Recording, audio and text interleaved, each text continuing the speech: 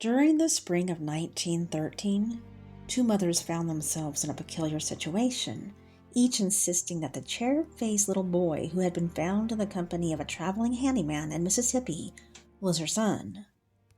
The first of the two women, a stout, unmarried field hand named Julia Anderson, insisted that the child was her son Charles, who was known by his middle name, Bruce. Anderson said that she had allowed the handyman, an acquaintance of hers, to take Bruce on his travels for a few days, but not for the 15 months that the boy had actually been away. The other woman, a well-dressed married housewife named Leslie Dunbar, said the boy was her son Bobby, who had gone missing from a family fishing trip 8 months earlier. At the time of the events in Mississippi, Leslie had already attained national recognition, as the search for Bobby Dunbar had generated headlines and attracted the attention of concerned parents across America. Now, as the drama surrounding the boy's identity unfolded, the nation held its collective breath, wondering whether the mystery of Bobby's fate had finally been solved.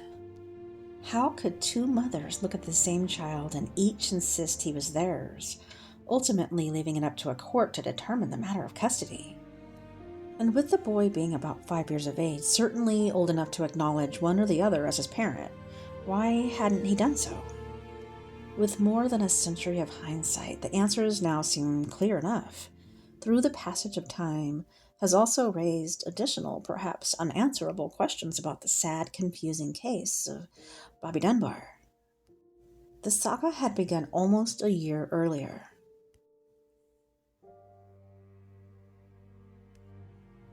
It was Friday, August 23, 1912, when 4-year-old Bobby Dunbar, along with his family, were staying at their family cabin in Louisiana on Swayze Lake, a heavily wooded area that was more like a swamp full of crocodiles.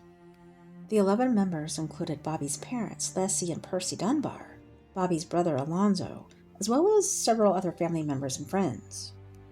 On that day, Percy Dunbar, Bobby's father, had to leave for work, which upset young Bobby, which in turn threw a tantrum, and he turned and broke the strap to his little straw hat. Leslie, Bobby's mother, was cooking up some fish. It was then that Bobby expressed that he wanted to go with Paul Mizzy, a family friend, to the lake to shoot some garfish. His mother allowed it, and the rest of the boys in the group decided to join. Later, the group of boys were called back for lunch, and they started making their way back, and then the details here were really fuzzy. Paul recalled putting Bobby's brother Alonzo on his shoulders and joking with Bobby he said he was going to run him over. And it's said that Bobby's last words were, "You can't do it. You ain't no bigger than me." When they returned to camp, Leslie realized her son Bobby was no longer with the group and he was missing. How did Bobby get unaccounted for? All the other boys returned back to the cabin but one, Bobby. It's then that Leslie and Paul began to call out for Bobby in a panic, and even at one point Leslie fainted in the dirt. 3 men from the search party began to search north on the wagon trail behind the camp in case Bobby had gone after his father. In their search, they did run into Percy, Bobby's father, who was on his way back from work. He then rushed off to camp when he heard of Bobby's disappearance.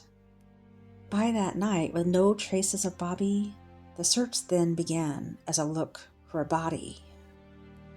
Dynamite was used to blast through the lake, while a thick cable with massive hooks stretched across the bottom to drag the depths.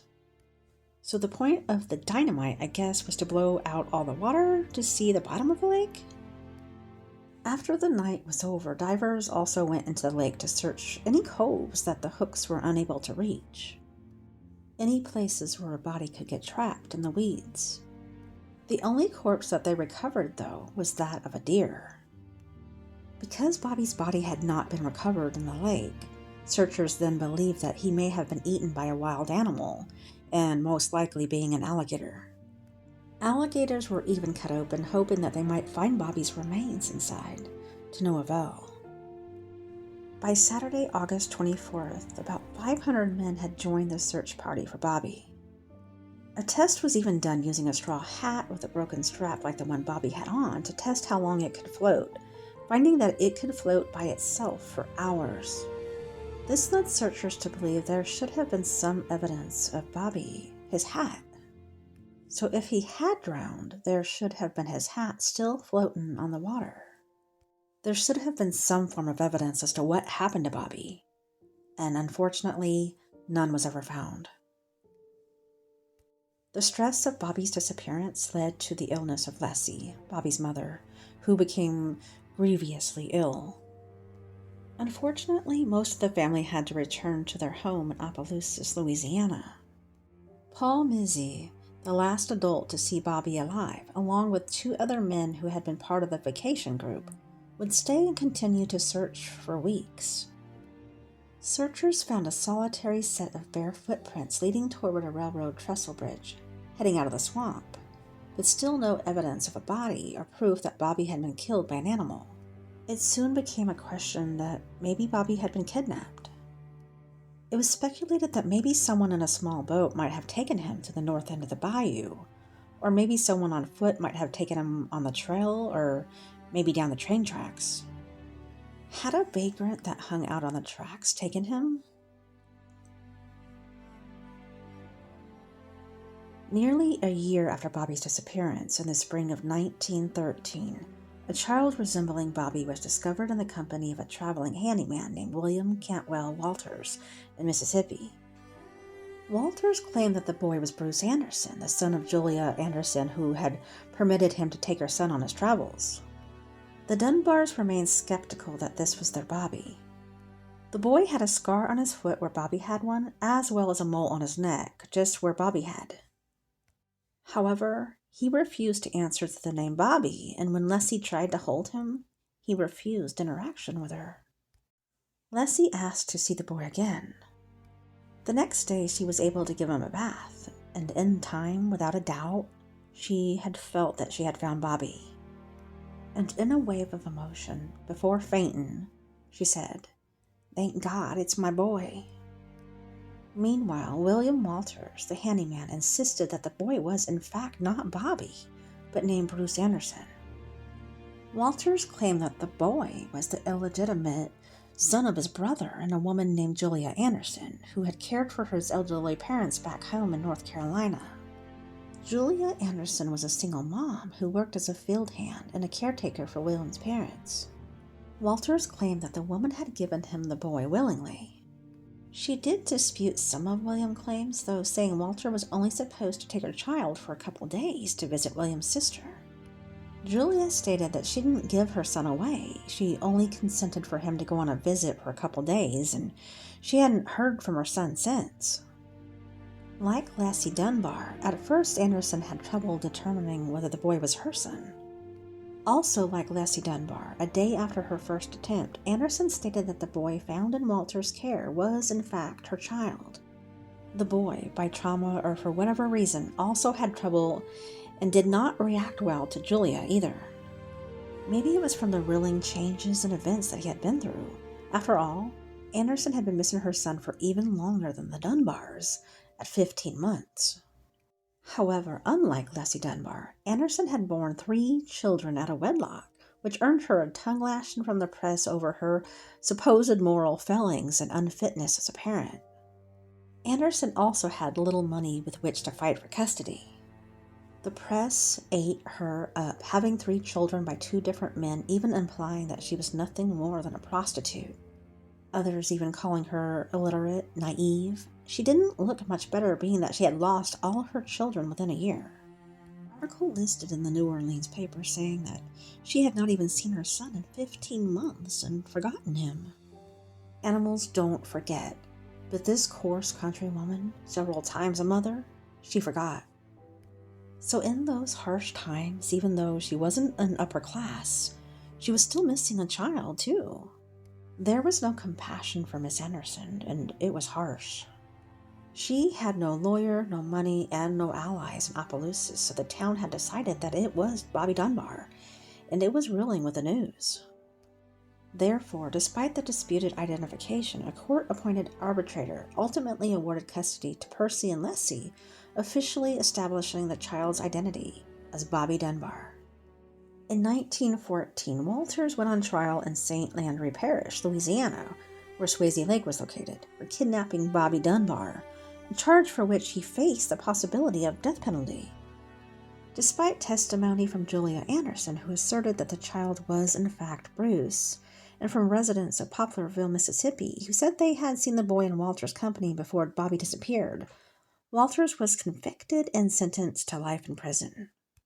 The verdict was overturned a few years later on a technicality. Prosecutors decided not to seek a new trial, so Walters was set free.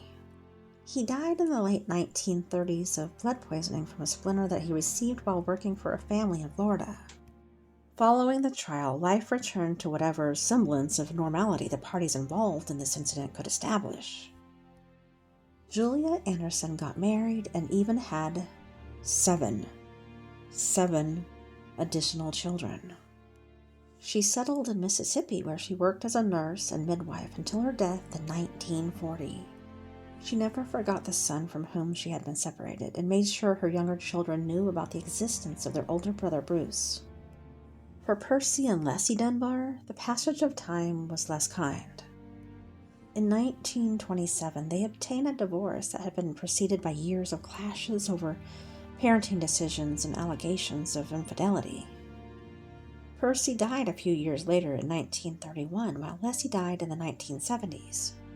Bobby himself got married in 1935, and despite the turmoil of his early years, he led a happy life as an adult, working as a salesman and raising 4 children of his own before passing away in 1966. Though the whispered questions surrounding his identity had never completely faded, it seemed that with Bobby's death and the passage of time, those queries would eventually come to an end. And perhaps they might have had technology not advanced to the point that DNA tests became capable of determining whether or not individuals were genetically related.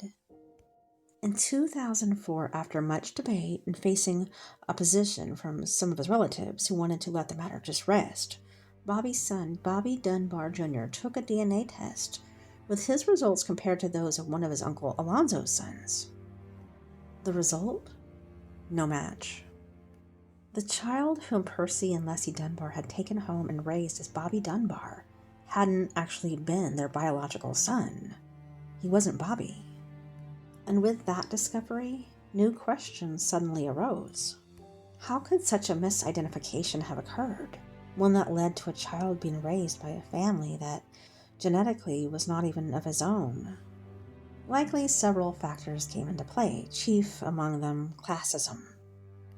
With Julia Anderson having little money and having 3 children born out of wedlock. And on the other hand, Leslie Dunbar was a married woman who enjoyed a comfortable lifestyle and the social status in her community. With all of the attention Americans had paid to the loss and eventual discovery of Bobby Dunbar, it came as no surprise that the public wanted a resolution that would give the sad story a happy ending. A lost child reunited with married parents who could give him the lifestyle and material comfort that he wouldn't have enjoyed with Julia. How can one explain the fact that both set of parents, despite initial uncertainty, insisted that the child was theirs? In the Dunbar's case, because the boy wasn't in fact Bobby, the reason for such doubt is clear. Yet, what led them to eventually identify the child as Bobby? Perhaps their shattered minds didn't want to face the reality of what had likely happened to the real Bobby at Swayze Lake, and therefore worked overtime to convince them that the child was, in fact, their lost son. Conversely, maybe they knew in their heart that the child wasn't Bobby, but sought a resolution that would restore their family and remove them from the limelight that had shone on them for the past several months. And for Julia Anderson's part, it seems fair to say that 15 months is a significant amount of time to be separated from one's child, especially when that child is 4 years old and growing rapidly. The boy who left her care in February of 1912 may have looked much different when he was discovered nearly a year and a half later, therefore accounting for her initial uncertainty as to his identity. Also perplexing was the fact that the child himself hadn't initially identified either the Dunbars or Julia Anderson as his parents. Again, in the Dunbars' case, this isn't a surprise, as the boy truly didn't know them. With respect to his inability to identify Anderson, it seems likely that Bruce, if indeed That's who the child was either didn't recognize Julia Anderson as his mother or felt no familial connection to her. The suggestion has also been raised that Bruce was hesitant to give up the material comforts to which he had become accustomed during his brief time with the Dunbars. A new pony, a new bike. This, coupled with the fact that he had been told over and over that he was Bobby Dunbar, led his young and confused mind to seek the easiest resolution. Life with the Dunbars at the expense of identifying Julia Anderson as his mother. The next question, was the boy found in Mississippi and raised as Bobby Dunbar actually Bruce Anderson? The DNA test that proved that Bobby Dunbar wasn't in fact Bobby Dunbar relied on genetic material passed along through the father, in this case Percy Dunbar, Bobby Dunbar Sr., and Alonzo Dunbar. Therefore, the same test couldn't be used to determine whether Bobby was Bruce Anderson, as it wouldn't have revealed genetic links between Bobby Jr. and relatives of Julia Anderson. In order to establish Bobby Sr.'s maternity, his body would have to have been assumed, a course of action that neither the Dunbars nor Julia's family wanted to take. It seems a likely conclusion that the Dunbars had actually raised Julia Anderson's child, Bruce Anderson. Perhaps the most shattering question of all. We're all going to ask it. What really happened to the real Bobby Dunbar? Though of course his true fate has never been determined, it seems logical to assume that Bobby wandered off and fell victim to misfortune. He perhaps drowned in the lake, or he succumbed to an animal along the lake. Therein lies the true tragedy of the story. For although the boy who grew up as Bobby Dunbar lived most of his life separated from his biological relatives, his ultimate destiny was a happy adulthood, which was certainly better than the fate that likely befell his namesake on the shores of Louisiana Lake more than a century ago. So what do you guys think? What do you think of this case? My big question is, what happened to the real Bobby? What happened to him? There's just nothing was found of him. So it's just the biggest mystery. You know, the real Bobby. Poor guy. But what did you guys think? Alright guys, thank you for watching, and I'll see you next time on Tales Told in the Dark.